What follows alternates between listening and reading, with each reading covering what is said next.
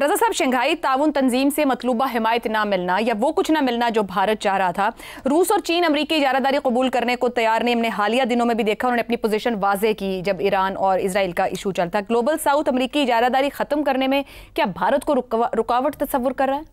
देखिए, ये बात किसी हद तक दुरुस्त है आपकी, मगर बड़ा मसला ये है आयशा, जैसे कि अब ये कहा जाता है कि अपने आप को कोई मुल्क हो या शख्स हो या ख़ानदान हो या कम्युनिटी हो, अपने आप को ओवर एस्टिमेट करना या अंडर एस्टिमेट करना दोनों ही नादानी और स्टुपिडिटी होती है।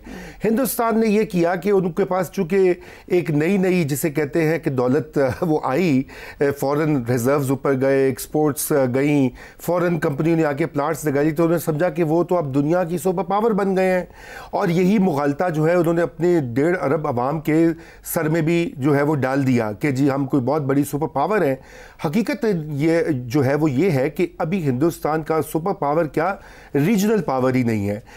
जो कोई भी ऐसा मुल्क, अगर आप तारीख देख लीजिए पिछले 200-300 साल की, तो उसमें कोई मुल्क जो अपने नेबरहुड में पीस ना रख सकता हो, उसकी वहाँ पे वैल्यू और कदर ना हो, वो कोई रीजनल या सुपर पावर नहीं बन सकता।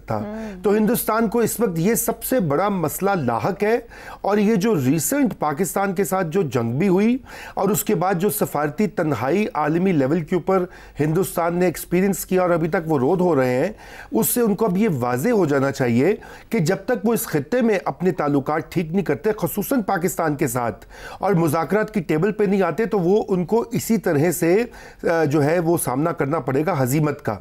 ये एससीओ में क्या हुआ कि वो क्या चाह रहे थे कि जी पहलगाम को के लिए पाकिस्तान को कंडेम करे चीन और दीगर लोग, जबकि ये सब ममालिक इस वक्त दुनिया के, ये मां सिवाय इसराइल, ये कह चुके कि पाकिस्तान का पहलगाम से ताल्लुक के ऊपर कोई क्रेडिबल एविडेंस नहीं है, ना हिंदुस्तान ने दिया ना लाए हैं।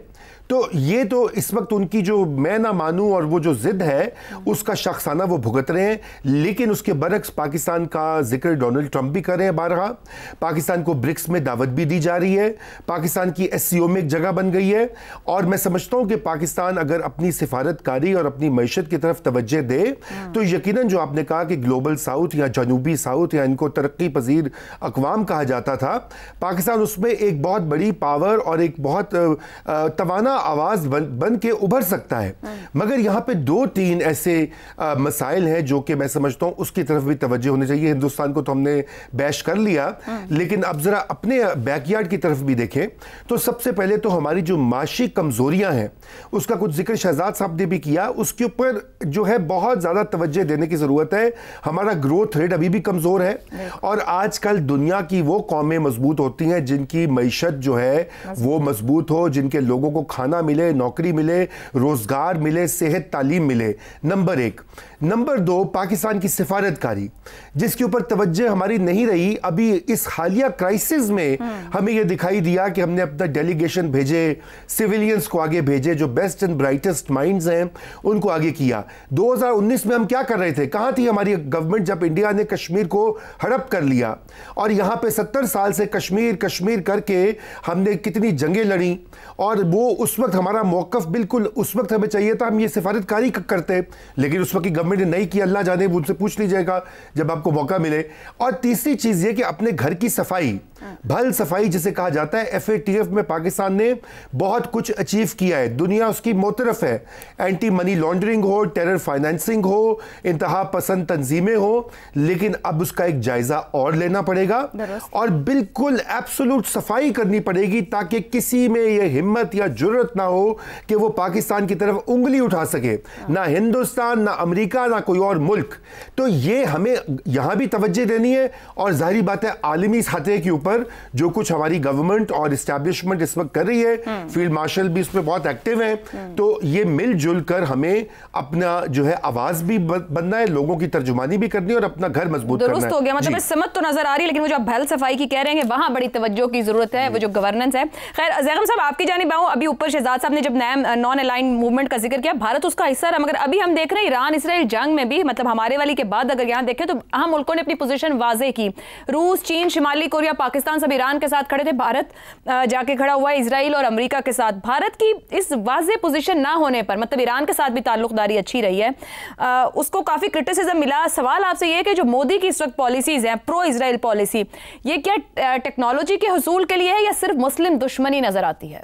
कुछ तो है ना कि दुनिया की सबसे ज़्यादा बड़ी आबादी वाला मुल्क जो ख़ुद को सबसे बड़ी जमहूरियत कहता था, या शायद अब भी कहता होगा, चौथी बड़ी मईशत, और हालत ये है कि फिरते हैं मीर खार कोई पूछता नहीं। माई फ्रेंड डोनाल्ड ट्रंप जिसके लिए रैलियां की थी, वो तवा लेकर पीछे पीछे फिर रहा है और मोदी साहब आगे आगे फिर रहे हैं। अब हुआ क्या है जो आपका सवाल है, मेरे ख्याल में हुआ ये है कि देखें, जो रियासतें होती हैं बैनुल-अक़वामी अमूर में, ये रेशनल एक्टर्स होती हैं। ये अपने फैसले इस बुनियाद पे करती हैं कि क्या हमारे लिए अच्छा है, क्या हमारे लिए बुरा है, और उसमें वो साथ देखती हैं कि दूसरे मुल्क के लिए क्या अच्छा और क्या बुरा है, और फिर कोई विन विन सॉल्यूशंस निकालती हैं। सही। लेकिन जब किसी रियासत के हुक्मरान नस्ल परस्त सुप्रेमसिस्ट हो जाएं, हुक्मरानों की आइडियालॉजी सुप्रेमसिज्म पर मबनी हो, जिसका मतलब है बर्तरी पर मबनी हो कि हम जैसा है कोई नहीं, तो फिर रेशनैलिटी लूज होती है। वो अकल जो चाहिए होती है बैनुल-अक़वामी ताल्लुकात में, उस पर असर पड़ता है, इर्रेशनैलिटी आ जाती है। तो भारत में मेरे ख्याल में यही आया है। जिस गरूर का जिक्र किया गया, उसकी क्या रेशनैलिटी है? ठीक है, भारत की मईशत बेहतर हुई, लेकिन ज़रा पर कैपिटा तो निकालें, एक भारतीय के हिस्से में क्या आता है। ज़रा खाली ये तो गिन लें कि सुबह सुबह जो हैं वो कितने लोग पुलों के इर्द गिर्द, पटड़ियों के इर्द गिर्द क्या करने जाते हैं। भारत की तकरीबन आधी आबादी, टॉयलेट नहीं है, गुर्बत बेशुमार है, और ग़िज़ाइयत की कमी आज भी पाकिस्तान से ज़्यादा है। ग़िज़ाई तौर पर भारत आज भी पाकिस्तान से ज़्यादा गैर महफूज है, भूख पाकिस्तान से आज भी ज़्यादा है। और फिर आप ये समझने लग जाएं कि हम तो नॉर्थ में पहुंच गए हैं, हम तो अमेरिका यूरोप बन गए हैं, और हमारे जैसे जो हैं, जिनकी लीडरशिप का ख्वाब था, जिसकी लीडरशिप हासिल करने के लिए 70 साल काम किया, और आज जब उस ग्लोबल साउथ के दिन आए, जब दुनिया में ग्लोबल साउथ एक वायबल कैंप बन गया। ग्लोबल साउथ इस वजह से वायबल कैंप बन गया कि जो तरक्की है वो एशिया की तरफ आने लग गई, एशियन सेंचुरी आ गई। जब एशिया के मुल्क ग्लोबल साउथ इकट्ठे होने लग गए, नए कैंप्स बनने लग गए, तिजारत होने लग गई, उस वक्त आप वहाँ जा पहुँचे। आपने कहा नहीं, तो हम तो अमेरिका के साथ हैं, नेबरहुड का भी ख्याल नहीं है। और उसमें आप देखिए कि उसी सुप्रीमसिस्ट आइडियालॉजी में मुसलमानों के साथ ये सलूक करके, उन गौ रक्षकों ने और कत्ले आम करके, इनकी ज़िंदगी हराम करके मुसलमान मुल्कों को नाराज़ कर दिया। सही। मालदीव और बांग्लादेश, उसको छोड़े एक ही जो हिंदू रियासत है, भारत के अलावा एक ही हिंदू रियासत है दुनिया में, नेपाल, वो भी नाराज़ है। और फिर ह्यूमन राइट्स का जो हशर नशर किया, और जिस तरह जाके कत्ल करना शुरू कर दिया यूरोप में और अमेरिका में और कनाडा में लोगों को, तो उससे वेस्ट को भी नाराज कर दिया, दहशतगर्दी फैला के। तो ये इन्होंने जो किया है, उसकी वजह से पाकिस्तान को एडवांटेज मिल रहा है।